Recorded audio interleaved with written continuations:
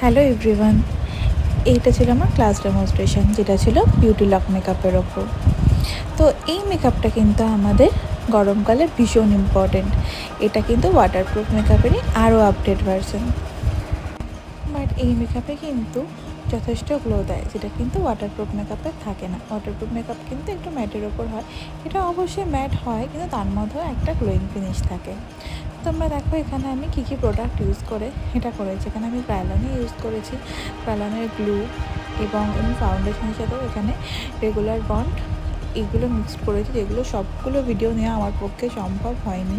তো যতটা পেরেছি আমি তোমাদের সাথে শেয়ার করেছি।